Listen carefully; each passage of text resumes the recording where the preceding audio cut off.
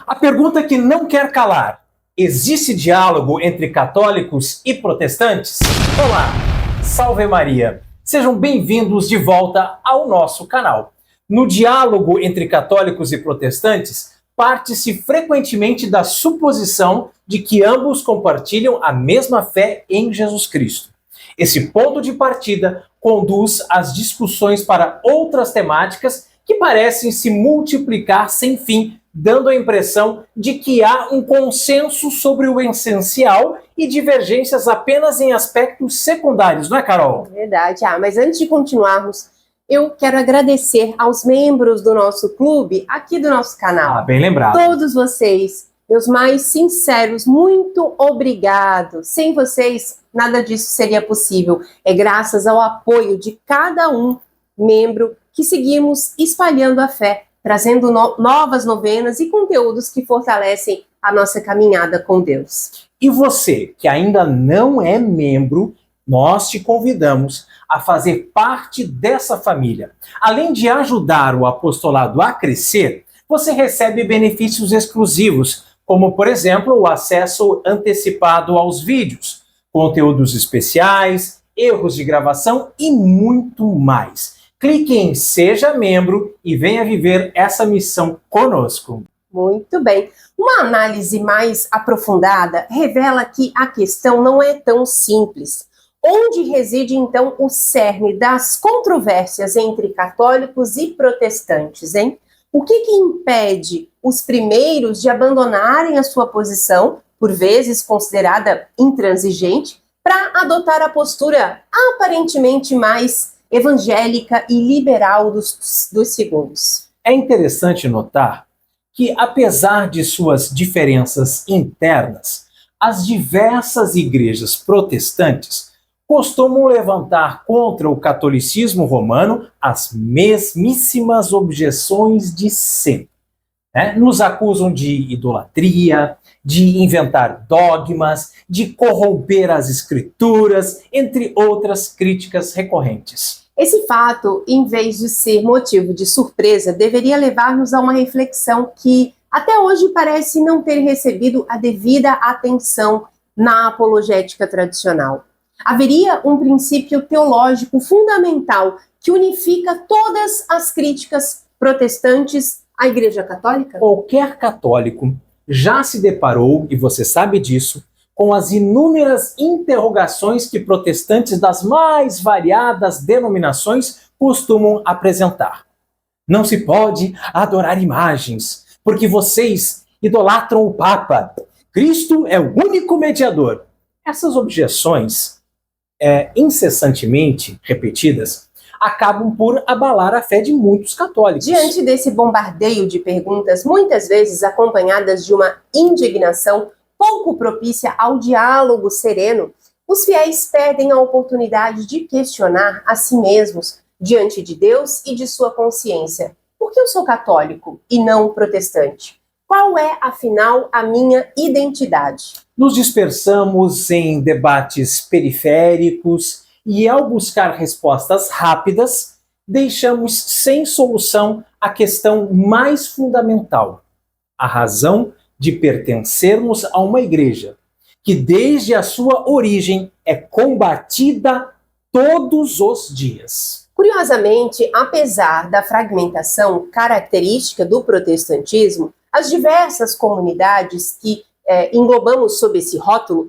parecem unidas ao entoar as mesmas objeções contra a igreja fundada por Cristo. Desde Lutero e Calvino, as mesmas críticas são repetidas incansavelmente. Tudo que remete ao catolicismo é rejeitado como idolatria ou invenção humana, independentemente de estarmos debatendo com os evangélicos, metodistas, batistas, adventistas ou até mesmo os mórmons. Esse fenômeno, por si só, deveria chamar a nossa atenção para uma realidade que passou despercebida por muitos teólogos e apologetas. Existe um princípio comum que fundamenta todas as objeções protestantes ao catolicismo. Como um coração que irriga diferentes corpos, há um ponto central que unifica essas críticas e confere unidade às vozes que se levantam contra a Santa Igreja Católica. Curiosamente, essa análise já foi feita mais do lado protestante.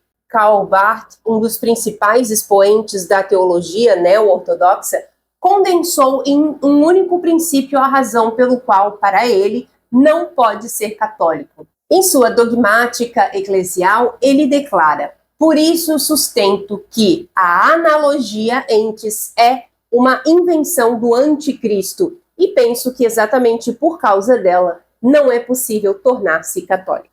Para Barth, o primado da analogia fidei é tão absoluto que qualquer teologia natural, ao recorrer a conceitos extraídos do mundo criado para falar de Deus, transforma-se numa verdadeira fábrica de ídolos.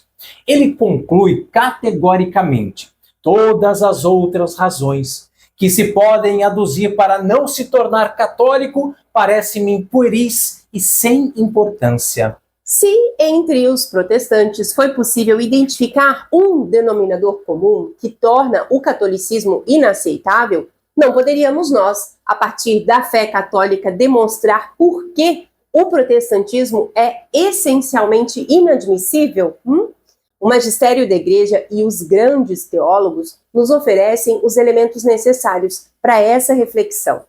Em razão da união hipostática, a única e mesma pessoa de nosso Senhor Jesus Cristo, o Verbo eterno de Deus, possui de maneira íntegra, unida e sem confusão duas naturezas: a divina, comunicada pelo Pai desde toda a eternidade, e a humana, criada pelo poder do Espírito Santo no seio da Virgem Maria. Dessa verdade fundamental deriva a chave para compreendermos um ponto central nas objeções protestantes à Igreja Católica. Apesar das divergências entre si, a maioria das denominações protestantes compartilha uma mesma resistência à tradição sagrada, à devoção a Maria, ao reconhecimento da Igreja como instituição divina e à aceitação dos 7 sacramentos. Além disso, sustentam uma interpretação exclusiva da Escritura, chegando ao ponto de rejeitar ensinamentos ali claramente presentes, como o valor meritório das obras. No cerne dessas objeções está a negação da communicatio idiomatum.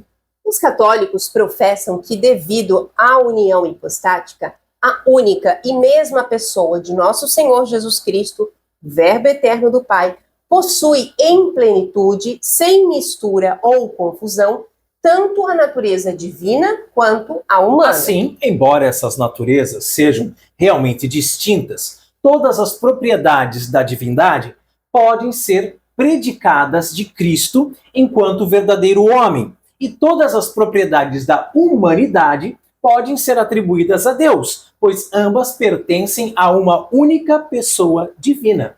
Por essa razão, ao falarmos de Cristo, podemos afirmar com verdade que Deus é homem e o homem é Deus. Em Cristo, verdadeiro Deus, encontra-se uma humanidade íntegra e perfeita, sem que a divindade tenha sido diminuída.